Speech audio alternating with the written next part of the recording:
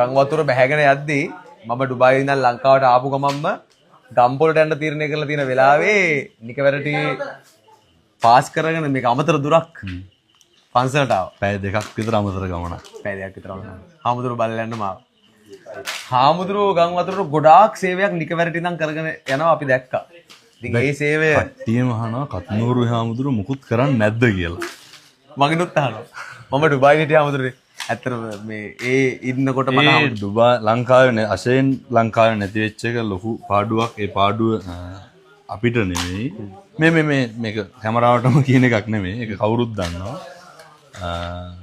නමුත් ඒ හිටපු නැති එකත් සමහර ලංකාවේ හිටියා නම් ටොන් 35ක් එක්කව කරන්න හම්බෙන්නේ නැති වෙයි. ඩුබායි වල නේ එක රැයටද පැයටද පැය 2යි 3යි. ඔව් රැයක් කෙලිවන්න කලින් ටොන් 35ක් ලංකාවේ මිනිස්සු වෙනුවෙන් එකතු කරා. මේ වෙලාවේ ගත්තා. හා මේ වෙලාවේ හැම කෙනෙක්ම අපිත් මේ කරන්නේ නේ මේවා බෙදන එකනේ. තව සති දෙකකින් මේක ලංකාවේ මිනිස්සුන්ට අමතක වෙනවා. එතකොට මේ මිනිස්සු ගෙවල් වල ඉන්නකොට ඔය එන බඩු ටික බෙදන්න පුළුවන්. මේ අවුරුද්ද ඉවරෙන්න කලින් හැමෝම සතුටු කරන්න තමයි අරමුණ.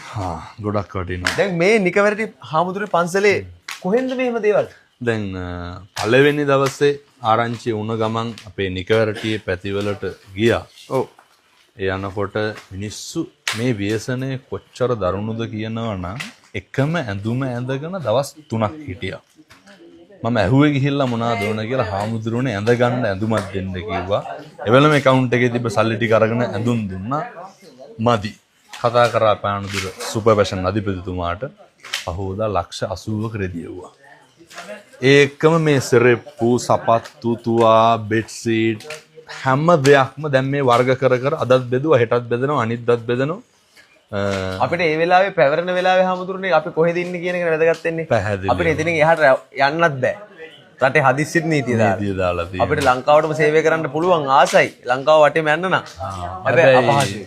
ඔය මොකක් හරි ක්‍රමයකින් ඒවට නිදහස දෙනවා නම් මීට වඩා ලොකු දෙයක් කරන්න පුළුවන් ඒ කියලා හිතෙනවා. එකමුතු කරන එක මහ ලොකු දෙයක් නෙමෙයි මිනිස්සුන්. පොඩි වැඩක් තියෙන ලංකාවේ මිනිස්සු තරම් මොකක් හරි විපතකටපත් වෙච්චාම නේ ඒක අහුවෙන විදිය. හැබැයි මම යෝජනා කරනවා මේක මේ සතියට සීමා කරන්න එපා. මේ සති දෙකට සීමා කරන්න එපා. වැටිච්ච මිනිස්සු නැගිටිනකන් වැටිච්ච රට යලි ගොඩ ගන්නකන් එකා වගේ සේරම විවේචනය නොකර එකතු වෙන්න කරන්න පුළුවන් දේවල් කරන්න. මේ වෙලාවේ අහන්න උදින ප්‍රශ්නයක් අහන්න. වතුර ගලාගෙන යනවා. මිනිස්සුන්ගේ උත්සාහය, ශක්තිය, සල්ලි ඒවත් ගලා